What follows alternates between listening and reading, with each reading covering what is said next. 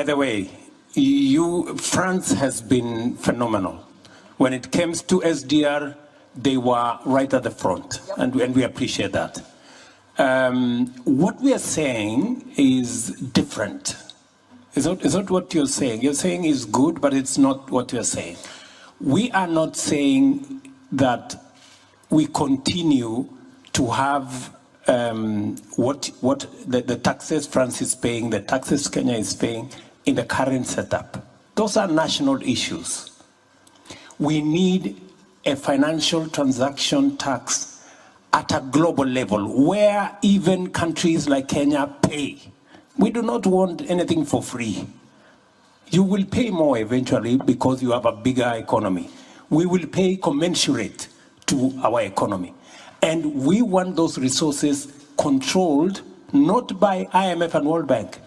Because IMF and World Bank, you have the final say. We don't have no say. We want another organization of equals, where you have as much say because you pay, as much as we do because we also pay. That's the organization we are looking for. And that is why we are saying we need a new financial architecture, where governance, where power is not on the hands of a few people.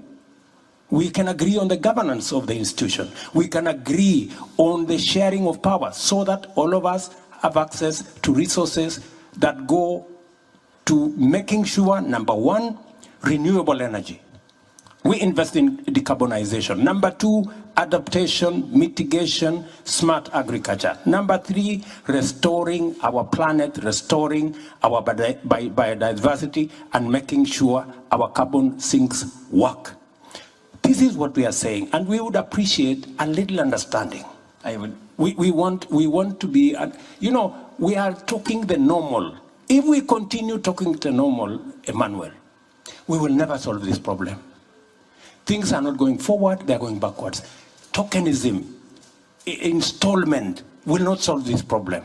We have a much bigger problem than the installment we are discussing here will solve. You're not hearing us. I will, if I may, yeah. I will answer you in 2 words to conclude. No, but and let me just finish one more. When Ajay was saying 1 to 5 or 1 to 1, who is 1 and who is 5? Private sector versus who is 1 and who is 5? $5 of private sector mobilization for every dollar of money that comes in. 5 from private.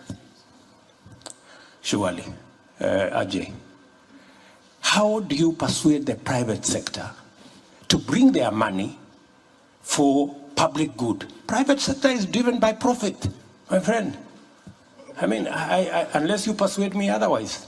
So we're going to run out of time, but there's a whole conversation to be had about what money goes into adaptation versus what goes into mitigation, which part of it the private sector is ready to go for, how they could be investing in renewable energy. There's a whole conversation, which I am relatively confident we will try and address when this group gets going.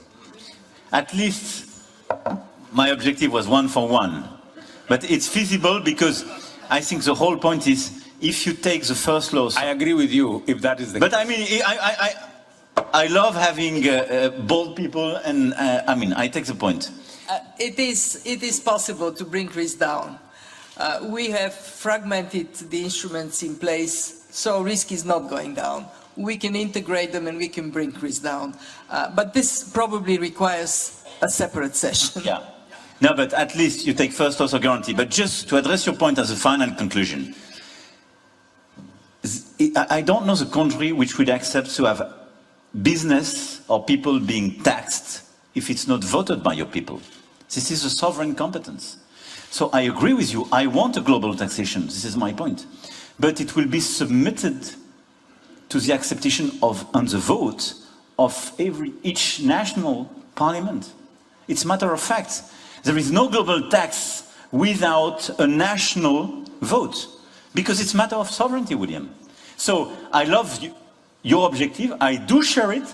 My point is I started to do it, but this is not a new global governance if you accept to have your activities, your people or your business being taxed globally by whom, collected by whom and how. It doesn't exist. So you will have to vote. Let's vote for it all together on the same model. I agree with you, it will be the global tax.